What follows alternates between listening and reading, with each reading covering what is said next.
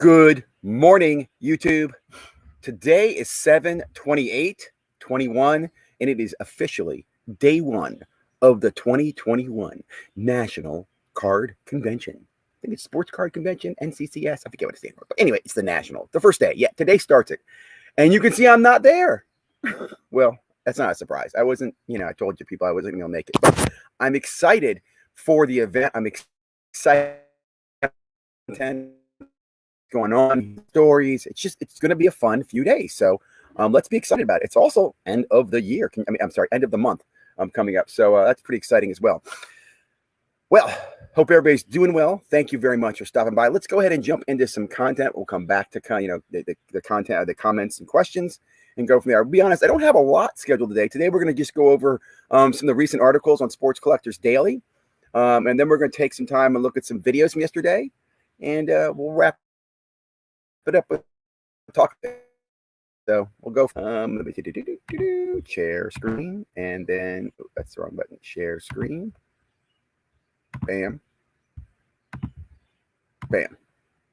All right. So in Sports Collectors Daily, article yesterday about PSA grading. Now, when I saw this article, I thought to myself, did Retro Hoops write this? Because to me, Retro Hoops is the guy who knows what's going on in the PSA about how many cards they grade per day, what they're grading, so forth. But no, this was not from Retro Hoops. If you don't follow Retro Hoops,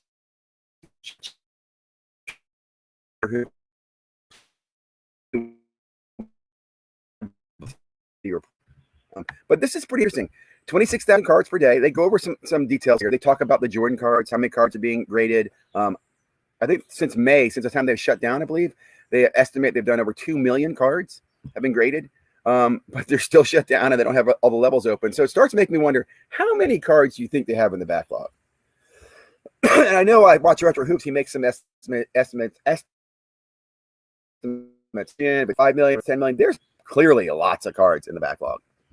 I'm wondering, will normal be 22? Will it be early 22? Or like a year, middle of 22? Like July of 22, are we going to see things get back to normal on PSA? And I'm not saying on pricing. I'm just saying on accessibility. Some good stats in here, though. If you haven't read the article, I do recommend taking a look at it. Again, they talk about, everything from what they encapsulated, Jordan cards. I thought this was interesting. Only 5% of total cards graded in any sport were produced prior to 1980s.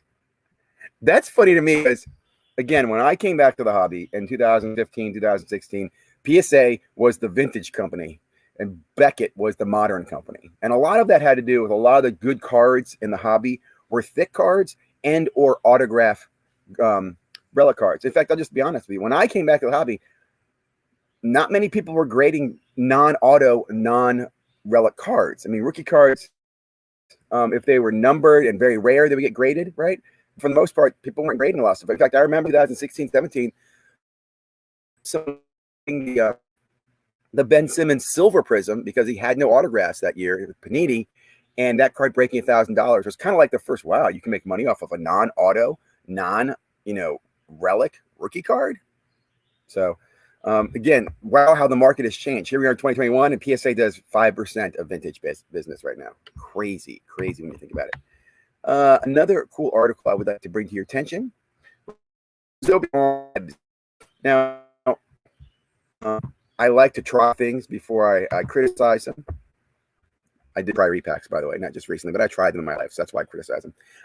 And I've tried the fractionals, and I'm going to criticize them. I'm not a fan of the fractionals. I think fractionals are, I understand what they're doing, and I understand people can make some money off it. I do, but I just don't like it at all. It's just not something I'm interested in. So it surprises me that this one got $13 million of funding. And I say that because Dibs,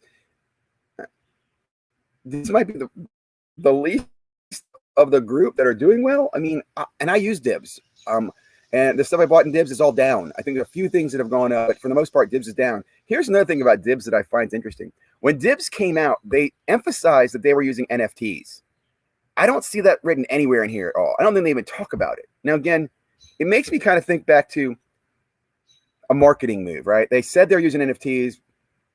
Did they use NFTs? I don't know. Does an NFT even add value in this fractional thing? I don't think so. I don't think there's any difference between a Dibs or an Otis or a Rally or a collectible. I think they're all the same. Dibs came out and said, we're using NFTs, and people thought, oh, that's different. Let's go into it. So I don't know where that went. Also, what are you doing with $13 million? I'll tell you what you're doing with $13 million. You use that to go out and solicit buyers so you can buy their cards and sell them. It's not like they're hiring or building buildings. I mean, this is basically a business. In my opinion, these fractional businesses can be run by a few people, you know. It doesn't take a lot of overhead or a lot of, you know, you're not creating anything, right? You're not making anything. You're basically taking cards and you're selling them, and I guess you vault them, right? You get $1 million for vault. I don't know, but I found this interesting. $13 million. It also makes me think, like I said before, the investing money coming into the hobby is not coming in to buy cards. It's coming in to buy platforms that profit off of people who buy cards. Okay. That's what I think about applications like Whatnot. That's what I think about applications like Loop, right? Those are designed to extract money out of the breaking community. They're not designed to invest in cards, right? The same thing with this. Fractionals are not investing in the card. They don't care. They would fractionalize my dog if they could, right? That's just the way they are. And remember, fractionals make money whether the card goes up or down because they make money on the transactions, right? And eventually someone's going to want to sell and they make money on the exit. So they're always in a position to make money. It's a really, really interesting business model. I'll just leave it at that. Let's see. Anything else I wanted to touch on here? I saw Cade Cunningham was that he would sign with Panini. Don't sign with Panini. No surprise. Opens on Wednesday. There it is. Boom, boom, boom. I'm going to show you a quick video here in a moment on day 0 or day 0 at the National. That's what it's referred to. What else was there I wanted to show you? I think that was the main things here on Sports Collectors Daily. Let's just quickly take a snapshot of. I'll tell you a couple of reasons I do this every day. It's for me, this blog is actually it's like a diary. I'll look back at this 10 years and go, man, where was that price going for? And I can look at each day and see what they were because I'm recording it right now. A lot of zeros here. Damn, what happened to market movers, man? Ugh. Well, when I looked at this last night, what I would say is Giannis had kind of come back a little bit to the earth. And what I mean is I think he hit 2,500, and I think now he's down to 2,100.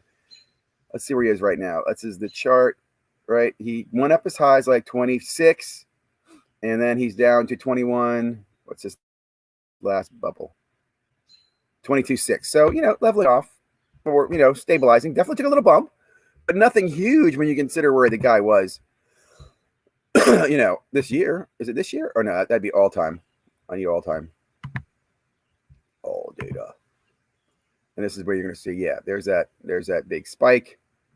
In my opinion, this card will never hit that spike again. I could be wrong. I was wrong about him winning a ring, right? I'll admit that. I said he'd never win. I said he would not win a ring this year. I did say that. And I didn't think he'd win a ring as a buck, and he won a ring. Congratulations. He was right. I was wrong. And from that, I'm going to go buy 50, not 49, not 51, but 50 chicken minis. Not much going on here. I'm keeping an eye on this because I'm waiting for a Panini. I also want Mud Group come tops. So nothing special there. Neither one. The Star Stack on the Knights Queen. Nothing there. I was reading some blog posts worth bringing your attention to. I do know gold football. First off the line, I believe is today. They talk about the Panini drop. First look at Chronicles draft picks. I'm not a draft picks fan. There's a Cade thing. There's a look at black football. There's a thing on the college athlete. And nothing really new there. Let's look at the store there real quickly. First of line, I will say Topps' store is a lot harder for me to navigate through. You never know where the drops are coming. You have to keep refreshing the page, which drives me crazy. On this one, at least you see it and you see a clock and a timer and a countdown. That I like better. Topps, I like the countdown more than you just dropping it and me not knowing where the hell on the page I got to find it. So if you're wondering why I don't show Topps or Upper Deck, I don't know. Panini's just easier to navigate on the website, which is kind of surprising. Now let's jump into some content. This is a great video right here. Really enjoy this video. I'm looking forward to more from Baseball Card Collector. This is basically day 0 at the National. So he shows a little bit around. First of all, let me show a few things. You see a lot of familiar faces here. There's Andy. She blinded me with refractors. Eric is in here. Those back pages. Triple Crown 24 is right there. But really cool. Again, they're walking around. You can kind of see what's going on at the National. without seeing the whole thing. It's kind of pre-show, which I thought was pretty cool. They got access to this. And Mike does a baseball card deal here at the end and buy some stuff from a dealer and share some thoughts on that. My quick thought, what four chuckleheads gave this a thumbs down? Like, what's wrong with this? Oh, it's terrible. You were behind the scenes early. Thumbs down. I mean, what? There's just haters out there, man. I think also, too, if you don't have a hater, you're just not doing something right. So no biggie. Anyway, really did enjoy this.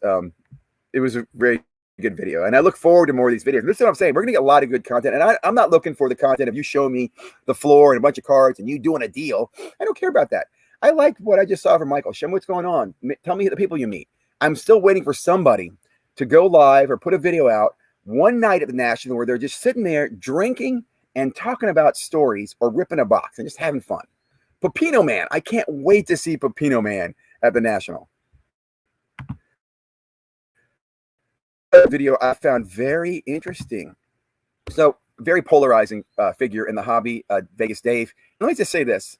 Like him or not, the dude brings publicity, eyes to the space. I mean, he did bring eyes to space when he bought the Superfractor for $400,000 several years ago. And he did sell it for several $1 million, made a profit. Now, he runs his mouth about stuff like, I remember he's big into Derek Carr. That was probably a mistake, but don't you think? But hey, his first mistake was, in my opinion, investing in football. He should stay to baseball and or basketball. But this video, really, really interesting conversation. I forget this gentleman's name here, but this gentleman right here is from Instacard, and this is Vegas Dave. And let me just say, a lot of haters. Look at this, 19 thumbs down. And there's a lot of negative comments. The whole business is built on speculation. There's one down here. What's worse, Instacard or what's this other one down here? Go prove yourself. You're always right. The king of GOAT. Okay. Anyway, what he talks about, though, is the manipulation on the Jordan card. And I will just say this. Who knows? We don't know. But he brings up the fact that, Ken Golden does admit on video that he was controlling the flow of the auctions of the PSA 10s. He talks about the outrageous increase in price, $800. He talks about the buyer. The buyer bought the $800, also bought the $4 million Luka. And one of the comments that Dave makes is that he did this because the market's crashing and he was going to lose money in the $4 million. So to spend $800,000 on a Jordan to prop up the market for big cards really helps him in an indirect way. Can't argue with that logic. I mean, it kind of makes sense. But I also think if you've got $1 million, you're going and dropping on cards, you're really wealthy. And this is probably not that important to you. And what I mean by that is I actually know a few people, not many, but a few very, very wealthy people. And to them, this investment of $1 million or $2 million is just kind of like them buying a trophy, right? And the trophy doesn't work out. They're not lost over it, right? If someone like myself, saved up money and bought $1 million card and, I was living in my house, but my whole investment in life savings is $1 million card, that would be foolish, right? So the guys buying these things, it's not a big risk to them, in my opinion. And I could totally be wrong. Maybe I'm totally wrong. But again, I think we in the hobby need to just ignore the big purchases. They're great. That's wonderful. That's one place in the market, right? But it really isn't the place I'm in. It's not really the place most of us are in, if that makes sense. But interesting video. Love to get your thoughts, comments, and feedback on it. Next up, there were several videos out about Simone Biles. Simone Biles quitting on USA team. I'll say that, I forget this guy's name. We'll say AIH was a little brutal on her. Let me give you my thoughts. And the other one was, who was it? Sports Card Anonymous did a video very, very much defending her and supporting her for a decision, called her brave for withdrawing. And just so everybody knows, Simone Biles, who was he's a gymnast who was at the Olympics, wasn't doing well, and she backed out of the here it is, quits Olympics reaction. Here's my thoughts on this. First of all, we don't know enough to judge a human being about what happened. We don't. I think it's unfair. Now, the more you hear and the more you see, this morning she came out and she's withdrawn from the individuals, which again, that's her choice. Here's my thought as a 25-year-old adult. Okay, I'm not 25, but as an adult, is that I just feel like, in retrospect, what I would have done is I would have faked a physical injury if I was her. Let me just say that.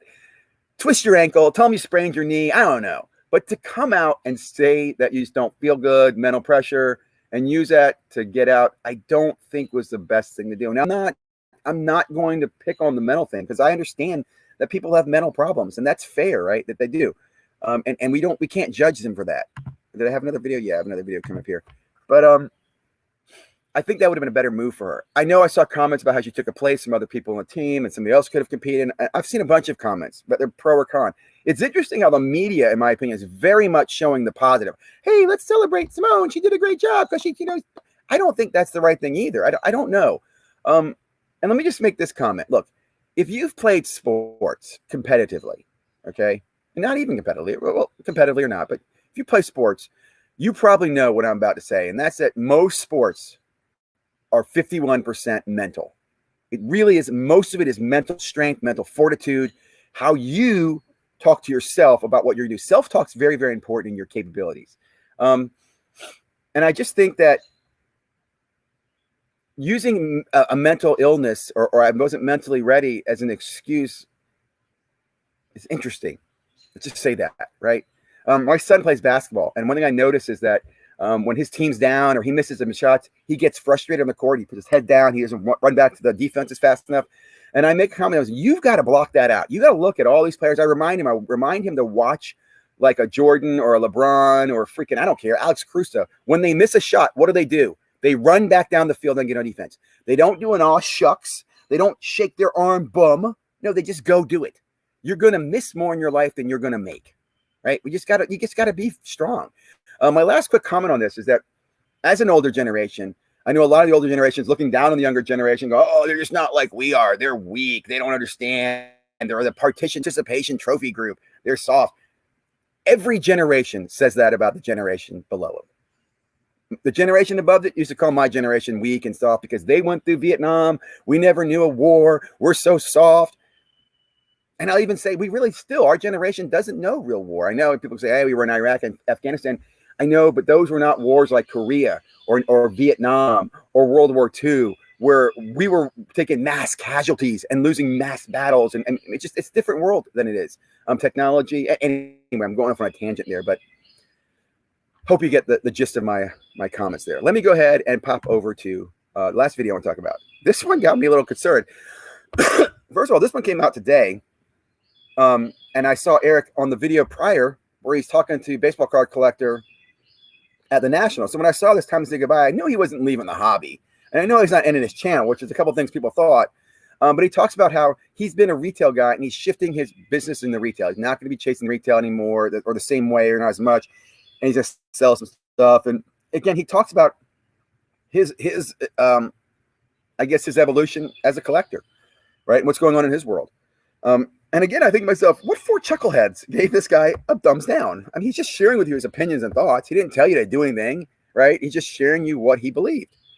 But I did find it very, very interesting. And like I said, I love listening to Eric. He's great insights. Let me make one more quick comment. Olympics. I'm a fan of the Olympics. And I know that the Olympics are on the other side of the world. And there's a time difference and everything like that. But it is so difficult to find any Olympic coverage. It's freaking 2021. When I go on TV, most of it's tape delayed. I understand that. Where can I watch live Olympics? And where I'm really getting at this is last night I wanted to watch the Iran-USA game. I think it was on at like 1 a.m.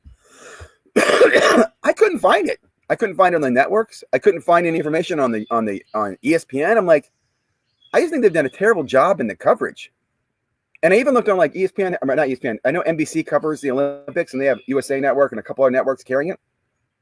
It all looked tape delayed. I don't know. It's probably a me problem. It's probably not the Olympic problem, but I think that hurts the Olympics is that it is delayed. And, I should be able to watch. I should be able to use my phone to watch any live Olympic event going on, the way I look at it. But it's not the way it's happening. So what are your thoughts on Olympics? Are you guys watching the Olympics? One of my favorite things about the Olympics are the Olympic stories, right? Just, the stories about overcoming and, somebody winning that, wasn't going to win, or really great stories in Olympics. Makes you feel good. I love sports stories. Let's go ahead and pop out of here and pop into here. Good morning, everybody. Good morning, Michael Ham. Have you made it to the National? I know today's a travel day for a lot of people. Trying to catch up on your repack video from last night. Only halfway through it. Thank you, man. It is a long video. I went a little longer than I like to. I normally don't like to go that long. I try to keep things under 30 minutes. 15 is ideal. Thank you for watching it. And I think I made my points. I also will say on Twitter, I reposted some videos that I did. In fact, let me just, good morning. the wife and I are drinking coffee and watching the cast. Hey, man, tell the wife I said hi, Nats, man. Thank you very much. Let me see. I wanted to find, let me go here. Go here. I want to show you a video that I put together last year that I just really enjoyed watching again. This is probably my favorite. Oh, damn it. Come on. Where'd that go? I'll show you what I'm doing in a minute, guys. Hold on.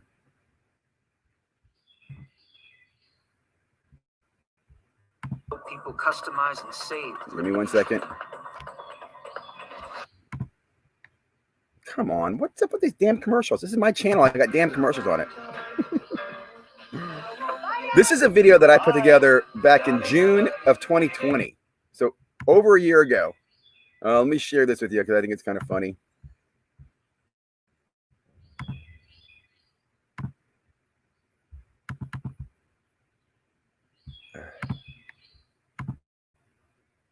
That's not it. That's not it. There it is. Hello, YouTube. This is not Ziggy Note today. I am anonymous. And today I'm going to teach you how to make crazy profits. Lots of money. Very simple. Okay, this is going to take too long, but basically what I do is I show you how to make repacks, right? I take cards out. I take good cards out. I take out some poopy cards, and I show you how to make repacks and take advantage of people. Let me also point out that in the back here is my Vince Young autographed jersey. You guys remember Vince Young? Anyway, I thought this is a funny video. If you haven't already, check it out. It has 5 thumbs down, right? It's really doing well, and it only has 66 views. I retweeted this last night because I thought it was just really funny for people who don't understand what repacks are and why they're bad. I had one guy, again, telling me that buying from Panini or Topps is worse than buying a repack because you don't know what you're going to get, but at least in the repack, you have a chance of getting it. I just think that's Darwinism.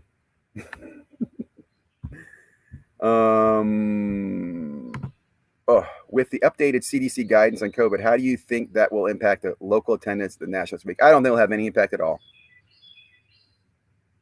Those people who are going are committed to going. Unless they canceled it, they're not going to stop. What they will do is they're going to wear their mask. Now, I will say I have a friend of mine in chat last night who was a little concerned.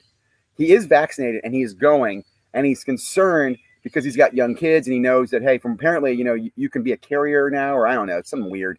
But there are some concern, but I don't think it's going to change the National this week. Like I said, if something came out, let's say on Thursday or Friday, Chicago locked down and shut everything down, that would be terrible. I think they'll make it through without any problems, but I don't think it will have an impact. I mean, there might be, let's say, a fraction of maybe 1% will not go because of this, but I don't think so. Oh, good morning, Dakota. Hey, man, thanks for reaching out.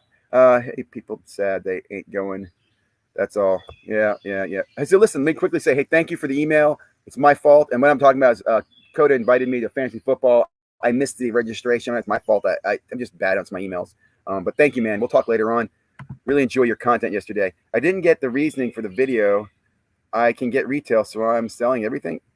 I didn't get it either. But again, it's Eric, and that's how Eric feels, right? I think his thing is that his whole time in collecting has been focused on retail. He might also in the back of his think, hey, right now is a good time to probably unload some of the retail that he has. I don't know. Maybe he needs money. There might be a lot of reasons, but I do know what I'd say is I believe that he feels that the hobby's changed and has impacted the way he's doing. Now, I know he's felt a little dramatic, but hey, he is him, right? Do you, boo? Do you, boo? So I appreciate him sharing that. Made me watch the video. Agree, the stories are good. Don't watch too much. Thank you, sir. Japan might be showing it live. Yeah, I agree, but that doesn't help me. Watching Olympics on Peacock app, but not live. Still cool, though. Oh, thanks. I'll check that out. Do you have to pay for the Peacock app? There's so many damn apps now. A few people are watching together. We can all be ignorant of what we are witnessing together. So true. If you guys don't follow Sports Guy Anonymous, please check him out. I really loved your name, man, because I've always been wanting to do a skit on a bunch of guys that were at a Sports Card Anonymous meeting, right? Talking, I think this would be a great skit, right? You have like this dark room, there's guys drinking coffee, women and guys, and they're sitting around, and the guys, it's really dark, and he goes, I lost my family, I lost, and I don't want to be a jerk about it. You can make a real good parody about I lost this, I lost that, I lost this, I went out on a binge rip. You could just exaggerate the parody between sports cards and addiction, right? There's just such a close line there. So I love the name Sports Card Anonymous. Maybe we'll get together sometime and make that video. Peak app is free. Thanks, sir. Thank you very much. We need to figure out how to do it. Right? I think that'd be just great. You can be my sponsor, right? Think about this. I think that'd be another great skit. You know, you're at a retail store, you walk by and you see Prism on the thing and you're like, you start shaking and you pick up your phone and you call your sponsor. Man, I'm at the retail and they got Prism. What am I going to do? And your sponsor's like, dude, where are you? I'm coming down. Right? Your sponsor would join you. Next thing you know, you're all just drunk on packs, ripping packs. You lose your gold chip. Oh gosh. Okay. Anyway, guys, it's been a good morning. Thank you very much for being here today. Have a great day. Really, treat people the way you want to be treated. That's really the most important thing. It's really a life rule.